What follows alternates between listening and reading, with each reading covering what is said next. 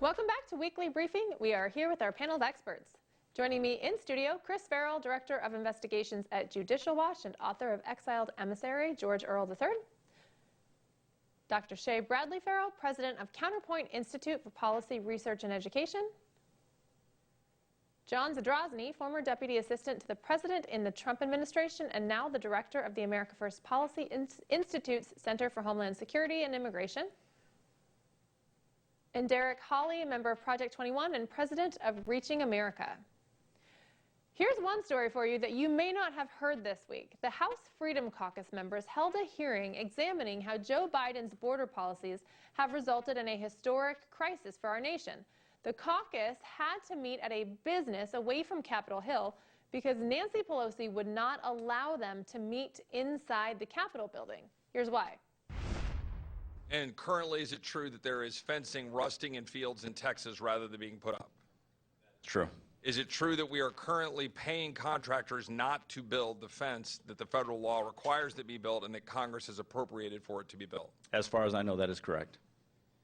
Is it true that at our border currently there has been gunfire from cartels or other elements directed at law enforcement personnel on the United States side of the border? The cartels have been emboldened, and yes, they are opening fire on our agents. Is it true that the current administration is refusing to enforce our laws with respect to, for example, how we handle credible fear with respect to asylum laws? In other words, they're allowing credible fear to be used as a gaping hole for people to come to the United States. I would absolutely say that this administration is aiding and abetting in the smuggling of individuals, to include allowing them to make false asylum claims. That is a pretty strong statement. Dr. Shay, what do you think? And what is outrageous about it is completely true.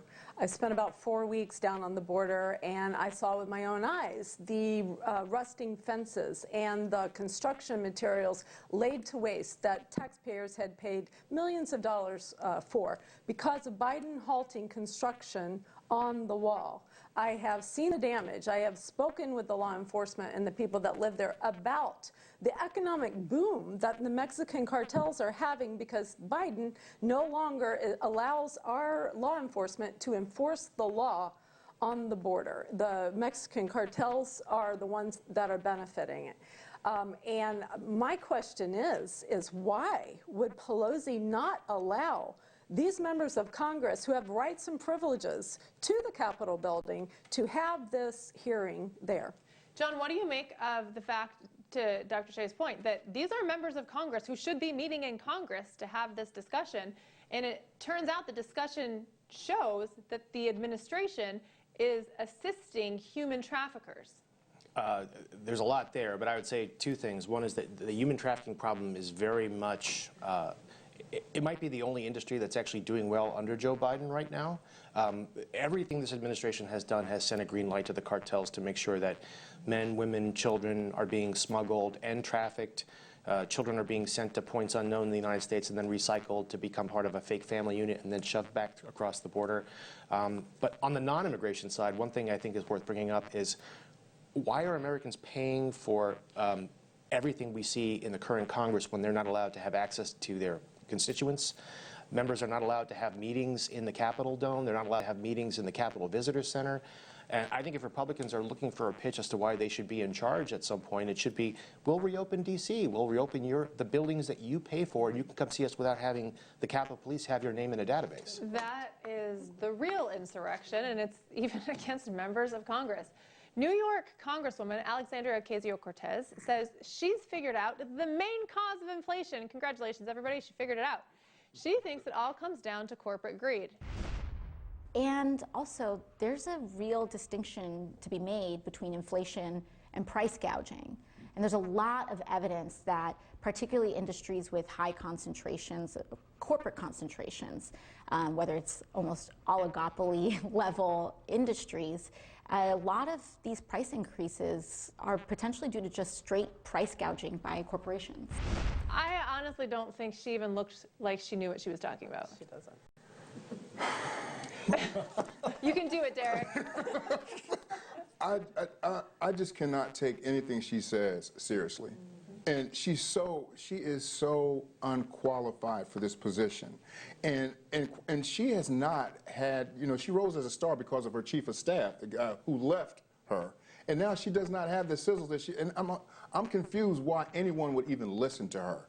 And because of the things that she comes out of her mouth, like that right there, the policies that she's talked about, like the new Green Deal, it's completely, it will fail this country. And I just can't believe that she still gets the time on TV right now. Well, and the idea that the problems we're having right now are due to price gouging is just like, what? What do you think, Chris? She's so far in over her head. There are high school students who can give a more articulate, better fact-based answer than what she supplied. She really should consider going back to bartending.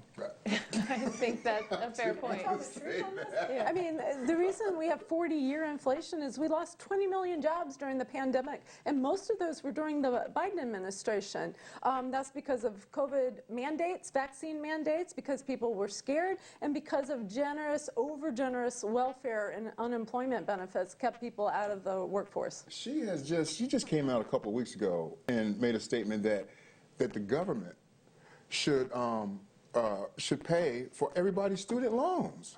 Yeah, that's been a drum that they've been beating. How could, if you Why doesn't she criticize the wealthy universities for charging such high tuition? Why doesn't she tell the universities to stop charging tuition? She wants the government to forgive everyone's students' loans. Yeah. It's insane. Great. All right. Well, White House Press Secretary Jen Psaki mocked news outlets that talk about the consequences of soft crime policies. So right now, just to give you a sense, so CNN, Pentagon, as many as 8,500 U.S. troops on heightened alert. Okay, true. Same on MSNBC. CNBC is doing their own thing about the market. And then on Fox is Jeanine Pirro talking about soft on crime consequences. I mean, what does that even mean, right? So there's an alternate universe on some coverage. What's scary about it is a lot of people watch that. What's scary about it is that she doesn't understand what it means to be soft on crime and why people are upset about it. She's a disgrace. She should be really humiliated for comments like she's made. Let her explain the thousands of police officers gathered outside of St. Patrick's Cathedral on Fifth Avenue in New York, memorializing the death of one of two police officers because of an insane mentality in the city of New York with respect to the prosecution of violent crimes. We have a 100-year high murder rate in this country, and this woman is giggling and laughing about news reports. She's a disgrace. And it's particularly concerning that the giggling and laughing during a violent crime spike, is she callous or incompetent? What do you think, John? Well, perhaps a little bit of both. But I would say two things. One is I grew up in New York. I grew up in New York City. I was a prosecutor in New York City, worked for a Democrat district attorney. There was a time when the Democrat Party took crime seriously. It's pretty clear now they have turned the criminal base into their constituency, and they no longer care about law enforcement. So I think there's a little bit of that. I would also raise the question of, are we seeing a U.S. commitment to troops overseas to distract from domestic problems at home? I mean, I feel like that's a congressional investigation all by itself. That's a pretty big pawn to play in the disinformation campaign. What do you think, Derrick? I think she's very callous. I think she's very disconnected from what America is feeling right now. I also think it's almost a cover-up, too, to what's going on in this administration. And everything that she does specifically is a distraction from what's really going on in this country right now. Because she comes out with those press briefings, and she's, again, I use the word condescending. She talks to people as if they just don't know any better. It's like we cannot see through the bull. Yeah. Can't use the word on air. That's really happening in this country right now, and it's just very sad. Yeah, I think you're right. When we come back from the break, we'll talk about reports suggesting Nancy Pelosi might be planning something special for Joe Biden's State of the Union speech. We'll be right back.